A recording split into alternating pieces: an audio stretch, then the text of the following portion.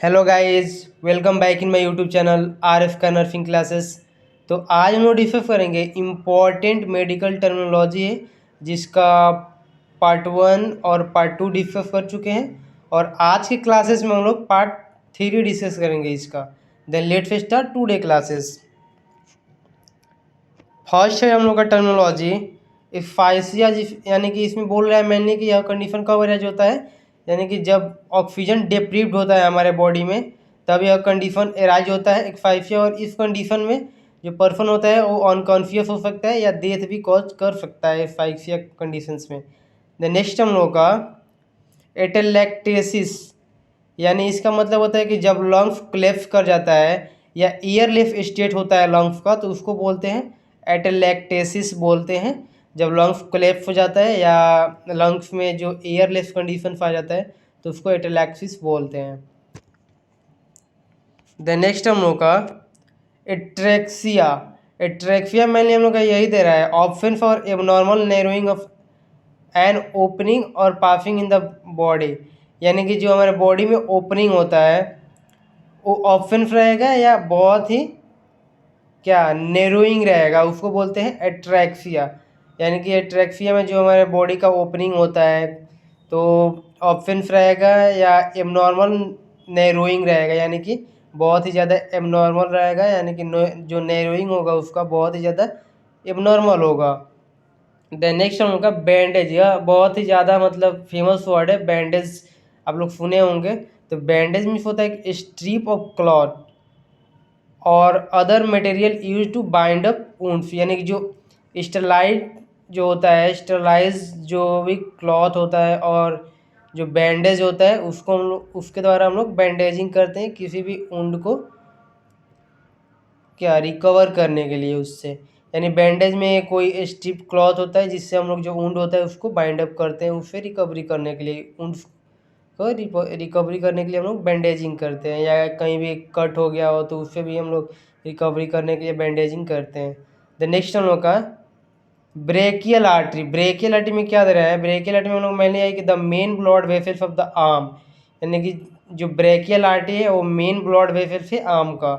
The next है हम लोग का कैरोटिड आर्टरी। कैरोटिड आर्टरी में यही दे रहा है कि the main blood vessels of the neck, यानी कि जो नेक होता है उसका मेन ब्लड वेसल्स क्या होता है, कैरोटिड आर्टरी होता है। तो ब्रेकियल आर्टरी और कैरोटिड आर्टरी हम समझ गए हैं। ब्रेकियल आर्टरी जो आर्म का होता है, यानी कि जो हैंड का मेन ब्लड वेसल्स होता है उसको ब्रेकियल आर्टरी बोलते हैं, और जो नेक का होता है उसको कैरोटिड आर्टरी बोलते हैं। तो नेक्स्ट हम होगा कोशियलिटी, मीन्स होता है कि any person suffering physical and और psychological damage that leads to death, injury और मटेरियल लॉस, यानी कि जो कॉशियलिटी होता है उसका जो मेडिकल टर्म का मीनिंग होता है, और कोई पर्सन सफ़र कर रहा हो फिजिकल डैमेज या साइकोलॉजिकल डैमेज से, तो उसके चलते जो पर्सन होता है वो कॉशियलिटी जो कंडीशन होता है उसमें पर्सन वो जो कंडीशन होता है वो पर्सन को डेथ भी कॉज करा सकता है।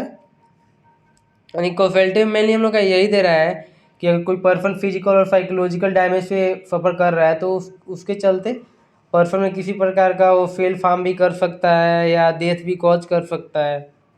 द नेक्स्ट होगा कन्वर्जन। कन्वर्जन में दे रहा है फीट और सडन लॉस ऑफ कॉन्शियसनेस, यानी कन्वर्जन में होता है किसी पर्सन को फीट आएगा, फीट जो एक मेडिकल टर्म है खुद भी, तो आगे हम लोग डिस्कस करेंगे, फीट वर्ड है मेडिकल टर्म।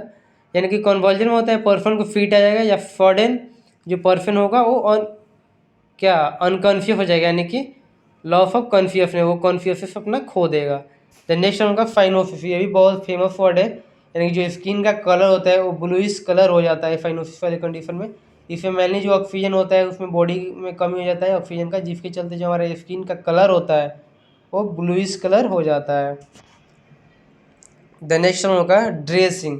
आप लोग ड्रेसिंग भी सुने होंगे, यानी ड्रेसिंग में यही होता है कि स्टरलाइल और very clean piece of material for application directly into a wound, यानी कि जो ड्रेसिंग होता है उसमें स्टराइल या वेरी क्लीन पीस, इसमें स्टराइल जो भी होता है कर्टन गॉज पीस उसको यूज करते हैं, या बहुत ही क्लीन पीस को यूज करते हैं जो स्टराइल हो, जिसके चलते इन्फेक्शन कॉज ना करे, इसके लिए हम लोग स्टराइल जो भी गॉज और कर्टेन होता है उसको यूज करते हैं।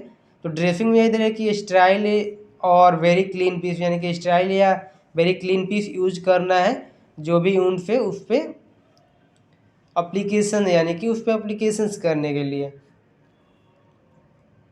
द नेक्स्ट होगा ड्रग, अनदर, इसमें ड्रग में यही दे रहा है कि another word for a medicine और for trans intended to healing, not all drug are addictive, यानी कि जो ड्रग होता है वो कोई भी कंडीशन होता है, यानी ड्रग में मेनली हम लोग का यही होता है कि जो ड्रग, यानी कि अगर कोई पर्सन ड्रग लेता है तो उससे ड्रग का एडिक्टिव भी हो जाता है कोई पर्सन, या ड्रग लेता है पर्सन अगर बहुत ही कम अमाउंट में लेता है तो हमारे बॉडी के लिए क्या बेनिफिशियल्स भी होता है। तो ड्रग में ये होता है कि अगर कोई पर्सन ड्रग ले रहा है तो उसके चलते जो पर्सन होता है उसके बॉडी में बहुत सारा चेंजेस दिखता है। अगर बैड कंडीशन से सफ़र कर रहा है तो बैड वो कंडीशन से रिकवर भी करता है, वो गुड कंडीशन में मूव ऑन करता है ड्रग से। द नेक्स्ट हम लोग का डिसलोकेशन, डिसलोकेशन में यही दे रहा है कि bone that are out of joint, यानी डिसलोकेशन में जो बोन होता है वो हमारे जॉइंट से आउटलाइन होता है, यानी कि जॉइंट के पास नहीं होता है, वहाँ से हटके होता है। डिसलोकेशन में यानी कि लोकेशन अच्छा नहीं होना, सीधी सी बात है। डिसलोकेशन मीन्स होता है कि लोकेशन पे नहीं रहना, लोकेशन से भटक जाना, यानी कि जो बोन होता है हमारा जॉइंट से भटक जाता है, यानी कि वहाँ पे स्थिर नहीं रहता है, आउट होता है वहाँ से। द नेक्स्ट उनका डाइजेशन आप लोग जानते ही होंगे, यानी कोई भी फूड सब्सटेंस से उसका ब्रेक डाउन करना और जो भी एनर्जी है उसको प्रोड्यूस करना फॉर एनी डूइंग वर्क, कोई भी वर्क करने के लिए। तो डाइजेशन में यही हम लोग का होता है, दे रहा है breaking down of food substance into gut before absorption in the body, यानी कि डाइजेशन में यही होता है कि जो फूड होता है उसका ब्रेक डाउन होता है गट में before absorption of into the body, यानी कि एब्जॉर्प्शन के पहले जो ब्रेक डाउन होता है फूड का उसको हम बोलते हैं डाइजेशंस। द नेक्स्ट उनका एडीमा, एडीमा मीन्स होता है कि कहीं पर एबनॉर्मल फ्लूइड का एक्युमुलेशन हो जाता है, कलेक्शन होता है, तो उसको बोलते हैं हम लोग oedema. The presence of abnormally large amount of fluid in the intercellular tissue space of the body, यानी कि एडीमा में ये होता है कि एबनॉर्मल अमाउंट ऑफ जो फ्लूइड होता है वो एक्युमुलेट हो जाता है हमारे बॉडी कैविटी में, या इंटरसेलुलर टिश्यू स्पेस में जो होता है फ्लूइड का एक्युमुलेशन हो जाता है।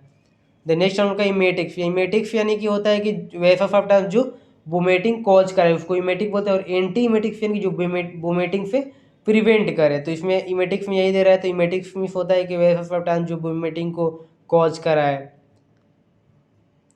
इसमें इमेटिक्स का यूज मैंने हम लोग जो पॉइजनिंग पेशेंट होते हैं उसमें करते हैं कि जो भी पॉइजनिंग इंटेक किया है पर्सन वो वोमिटिंग के द्वारा बाहर निकाल दे। द नेक्स्ट हम लोग का फीमोरल आर्टरी, वहाँ देखे तो हम लोग ब्रेकियल आर्टरी, कैरोटिड आर्टरी। तो ब्रेकियल आर्टरी जो कि हम लोग का हैंड का होता है, और कैरोटिड यानी नेक का, और फीमोरल होता है यानी कि हम लोग का लेग्स का जो मेन ब्लड वेसल होता है उसको फीमोरल आर्टरी बोलते हैं। द नेक्स्ट उनका फिस्टूला में दे रहा है, यानी कि इस फिस्टूला में होता है कि दो ऑर्गन और टिश्यू के बीच का जो कनेक्शन होता है उसको फिस्टूला के द्वारा हम लोग करते हैं। एंड इसमें यही दे रहा है कि एन एबनॉर्मल पासेस और कम्युनिकेशन बिटवीन टू ऑर्गन और टिश्यू, यानी कि फिस्टूला में हम लोग का यही बोल रहा है कि दो ऑर्गन और टिश्यू के बीच का जो कनेक्शन होता है उसको फिस्टूला के द्वारा हम लोग करते हैं, जिससे जो भी हमारा नीड होता है उसको पूरा करते हैं हम लोग।